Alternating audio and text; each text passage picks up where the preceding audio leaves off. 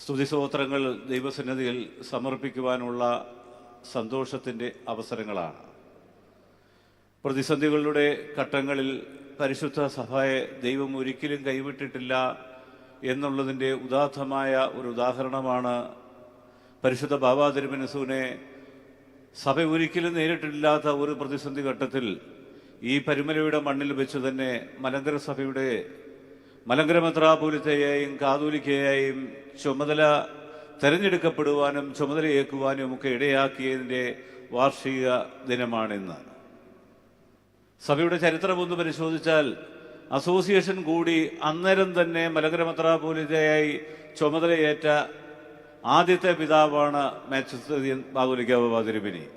ഇന്ന് അതിൻ്റെ സ്ഥാനാരോഹണമാണ്.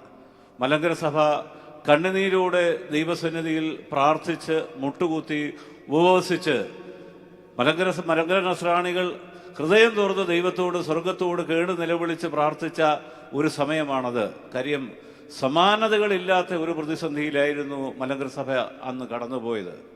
അതിനൊക്കെ ഉത്തരമായി ഈ പിതാവിനെ മലങ്കര സഭയുടെ മലങ്കര മെത്രാപ്പോലീത്തയായും കാതോലിക്കായും സ്വർഗത്തിലെ ദൈവം നമുക്ക് നൽകി. ഈ സഭയെ എല്ലാ കാര്യത്തിലും ആത്മാർത്ഥമായ പ്രാർത്ഥനയോടെ മുന്നോട്ട് നയിക്കുന്ന പരിശുദ്ധ പിതാവിനെ ഓർത്ത് നമുക്ക് ദൈവത്തെ സ്തുതിക്കാം. പരുമലയുടെ മണ്ണിൽ ഇന്ന് എഴുന്നള്ളി വിശുദ്ധ ബലി അർപ്പിച്ച് നമുക്ക് വേണ്ടി ദൈവസന്നിധിയിൽ പ്രാർത്ഥിക്കുന്ന പരിശുദ്ധ പിതാവ്, ആ പിതാവിനെ പറ്റി പറയുവാനാണെങ്കിൽ ഒത്തിരി പറയുവാനുണ്ട്. പ്രതിസന്ധികളെ, ജീവിതത്തിലെ എല്ലാ പ്രതിസന്ധികളെയും സാധ്യതകളാക്കി മാറ്റി, പ്രാർത്ഥന കൊണ്ട് സാധ്യതകളാക്കി മാറ്റിയ പിതാവ്, ഒരു പ്രാർത്ഥനാ മനുഷ്യൻ. നമ്മൾ ഗോഡ് ഈസ് ലവ് എന്ന് പറയും, പക്ഷേ കാലം ചെയ്ത മാർപ്പാപ്പ പറയുന്നു ഗോഡ് ഈസ് മേഴ്സി. പരിശുദ്ധ ബാബാ തിരുമേനിയെ പറ്റി പറഞ്ഞാൽ, ഒറ്റ വാചകത്തിൽ പറഞ്ഞാൽ ഗോഡ് ഈസ് മേഴ്സി എന്ന് പറയുന്നത് പോലെ തന്നെ ബാബാ തിരുമേനി കരുണയുടെ പ്രവാചകനാണ്. മറ്റുള്ളവരെ സഹായിക്കുവാൻ കരുതുവാൻ അവിടെ ജാതിയില്ല, മതമില്ല, ലിംഗവ്യത്യാസമില്ലാതെ തൻ്റെ മുന്നിൽ വരുന്നവരെ സഹായിക്കുവാൻ ഏറ്റവും മനസ്സ് കാണിക്കുന്ന ഒരു പിതാവ്, ഒരു കാരുണ്യത്തിൻ്റെ പ്രവാചകൻ എന്ന പിതാവിനെ അടയാളപ്പെടുത്താനാണ് എനിക്ക്. അദ്ദേഹത്തിന് ഒത്തിരി കഴിവുകൾ വേറെയുണ്ട് എങ്കിലും എനിക്ക് ഏറ്റവും എൻ്റെ മനസ്സിൽ തങ്ങിയിട്ടുള്ള, എൻ്റെ ഹൃദയത്തെ സ്പർശിച്ചിട്ടുള്ളത് അദ്ദേഹത്തിൻ്റെ കാരുണ്യമാണ്. മറ്റുള്ളവരെ സഹായിക്കാൻ എൻ്റെ ഒറ്റ ഉദാഹരണം മാത്രം ഞാൻ പറയാം. പരുമല സെമിനാരിയുടെ ബഡ്ജറ്റ് തയ്യാറാക്കി പാസ്സാക്കുവാനുള്ളതായ യോഗം, ബഡ്ജറ്റൊക്കെ സമയമെടുത്ത് കൂലകുഷമായി ചർച്ച ചെയ്ത് പാസ്സാക്കുവാൻ ഇന്ന് എല്ലാവരും ചർച്ചകൾ പൂർത്തിയായി അവസാനിപ്പിക്കുന്നു.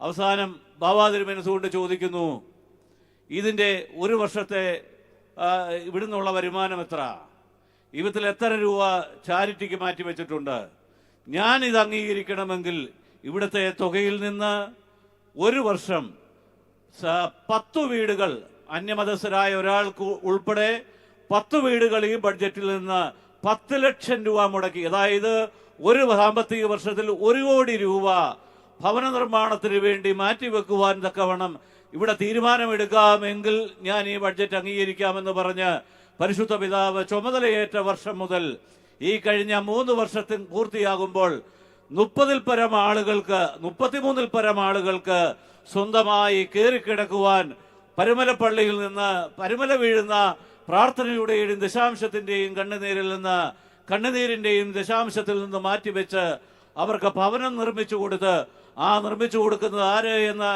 ഇടമെത്രാപ്പോലീത്തന്മാർ ശുപാർശ ചെയ്യുന്ന ഒരു വ്യക്തിക്ക് കൊടുക്കുന്നു എന്നല്ലാതെ അവിടെ ഒരു ചടങ്ങില്ല. അത് ആർക്ക് കൊടുക്കുന്നു എന്ന് ലോകം അറിയുന്നില്ല. പക്ഷേ അർഹരായവരിലേക്ക് അത് കൃത്യമായി എത്തുന്നുവെങ്കിൽ ആ കാരുണ്യത്തിന്റെ പ്രവാചകനെ ഓർത്ത് നമുക്ക് ദൈവത്തെ സ്തുതിക്കാം. പ്രതിസന്ധികളിൽ അതിനെയെല്ലാം എത്ര പ്രയോജനപ്പെടുത്താമെന്ന് കണ്ടുകൊണ്ട് പ്രാർത്ഥനാപൂർവം പ്രാർത്ഥനാപുരുഷനായി ഈ സഭയെ നയിക്കുന്ന പുണ്യപ്പെട്ട പിതാവ്, ആ പിതാവിനെ സർവശക്തനായ ദൈവത്തിന്റെ മുമ്പിൽ കൂടുതൽ കരുത്തോടെ ആരോഗ്യത്തോടെ ഈ സഭയെ നയിക്കുവാൻ ഈ പിതാവിനെ എടുത്ത് ഉപയോഗിക്കണമേ എന്നുള്ള പ്രാർത്ഥനയോടെ മലങ്കര നസ്രാണികളുടെ പേരിൽ, ഇവിടെ കൂടിയിരിക്കുന്ന മുഴുവൻ പേരുടെയും പേരിൽ തൃപ്പാദത്തിങ്കൽ ഞങ്ങളുടെ പ്രാർത്ഥനകളും ആശംസകളും അർപ്പിച്ചുകൊണ്ട് പിതാവിനെ ഈ യോഗത്തിലേക്ക് സ്വാഗതം ചെയ്തുകൊള്ളുന്നു.